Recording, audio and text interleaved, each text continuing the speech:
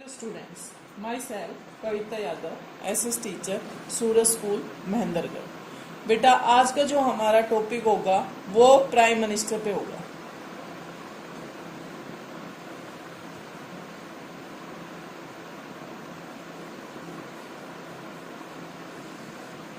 Prime minister को कैसे चुना जाता है, प्राइम मिनिस्टर के पास क्या क्या पावर होती है, ये सारी चीजें हम आज इस वीडियो में डिस्कस करेंगे। प्राइम मिनिस्टर जो होता है most important political education,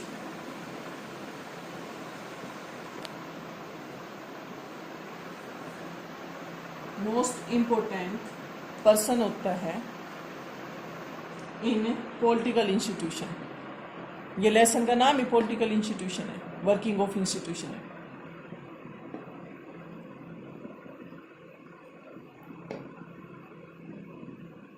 political institution में ये सबसे मोस्ट इंपोर्टेंट पर्सन होता है, लेकिन ये डायरेक्ट नहीं, ही और सी। अब हमने ही और सी क्यों नहीं लगाया? क्योंकि जो प्राइम मिनिस्टर की जो पोस्ट है उसमें जेंट्स भी खड़ा हो सकता है, कोई लेडीज भी, तो ही और सी हम दोनों साथ लेके जाए। ही और she is no elected direct election, direct election, हम इसे इलेक्शन से सीधा चुनते नहीं है। अब इनको अपॉइंट कौन करता है, कैसे चुना जाता है? जो प्राइम मिनिस्टर है इसको जो अपॉइंट करता है प्रेसिडेंट। तो क्या प्रेसिडेंट अपनी मर्जी से प्राइम मिनिस्टर अपॉइंट कर देता है? नहीं, प्रेसिडेंट अपनी मर्जी से अपॉइंट नहीं कर सकता। इसमें भी अलग अलग चीजें होती है। क्या होता है? सबसे पहले एमपी चुने जाते हैं, मेंबर ऑफ पार्लियामेंट का इलेक्शन होता है, उसमें एमपी चुने गए पार्लियामेंट में एमपी चुने गए। अब वो एमपी जो चुन के भेजे हैं वो उन अपने में से किसी एक व्यक्ति को प्राइम मिनिस्टर चुनेंगे और उसको नॉमिनेट होने के बाद प्रेसिडेंट उसको अपॉइंट करेगा। अब ये भी हो जाएगा। अब इसमें क्या हो गया?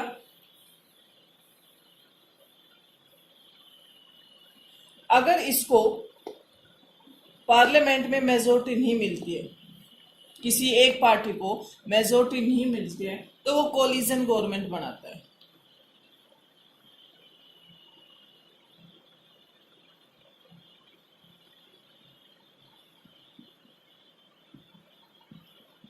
कोलिजन गवर्नमेंट क्या होती है? मान लो कोई एक पार्टी है, इलेक्शन हो गया, बीजेपी बन गई, बीजेपी को पूरा सपोर्ट यानी कि मेजोरिटी नहीं मिली, बीजेपी को मिल गए 100 सीट, फिर आम आदमी पार्टी को मिल गई 100, और जो पार्टियां उनको मिल गई।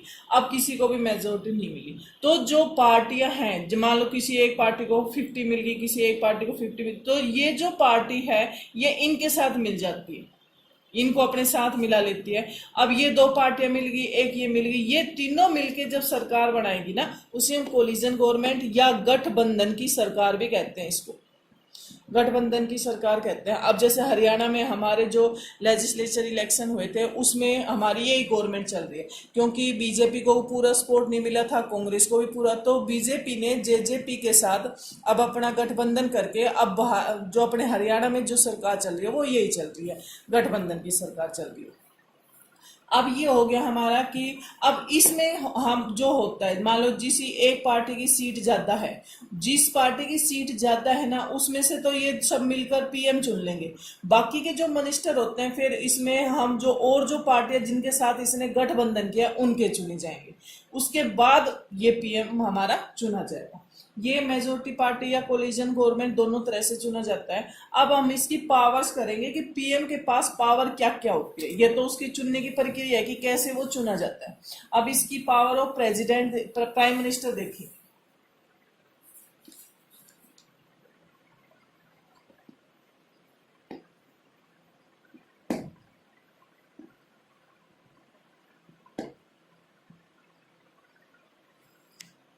इसके पास कौन कौन सी पावर होती है? ही और सी अभी मैंने ही और सी का बता ही दिया था। ही और सी क्यों लगाते हैं, क्योंकि दोनों में से कोई भी बन सकता है। ही या सी chairs cabinet meeting.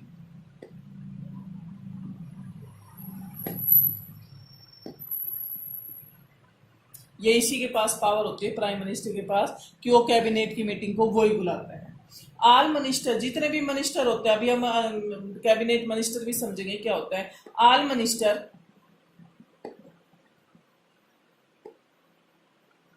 Work under his under his या हर लीडरशिप।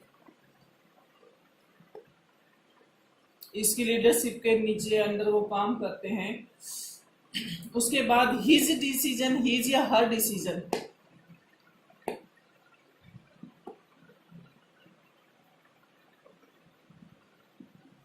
Are final.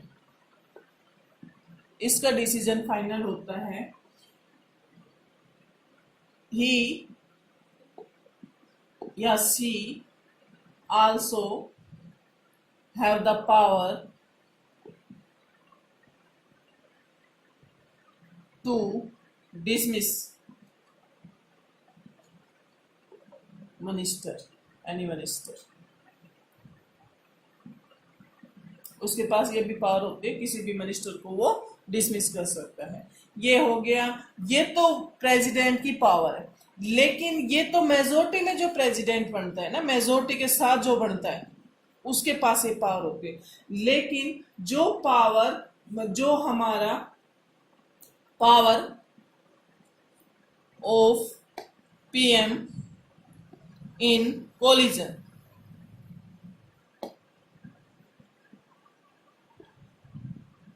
लेकिन जब कोलिजन की कोई गवर्नमेंट बनती है, उसमें जो पावर की होती है पीएम की, वो थोड़ी कम हो जाती है। वो कैसे हो जाती है, इसमें जो अकोमेंडेशन होता है,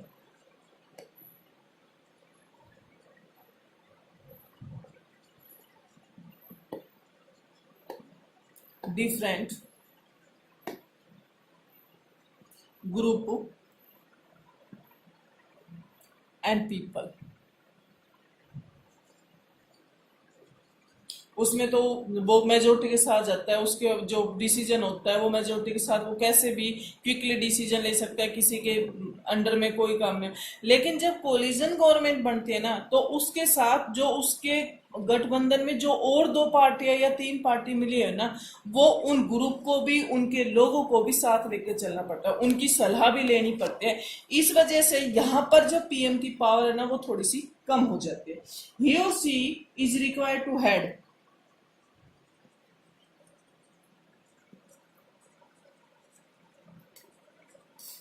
to heed, view and position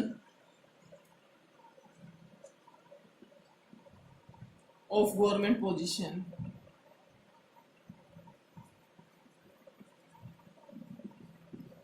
क्योंकि इसको कोई भी डिसीजन लेना है, कोई भी अगर इसको मीटिंग बुलानी है, तो ये उन पार्टियों के नेता जो है ना, उनके मिलकर उनसे डिस्कस करके जब ये कोई काम करते हैं।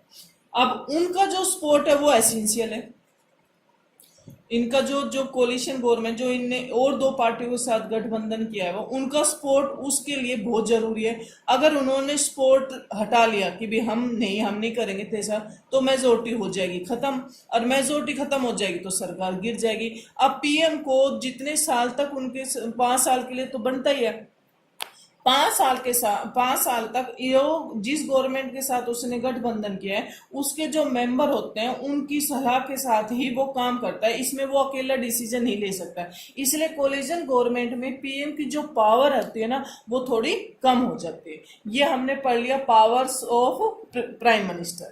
Thanks, have a nice day.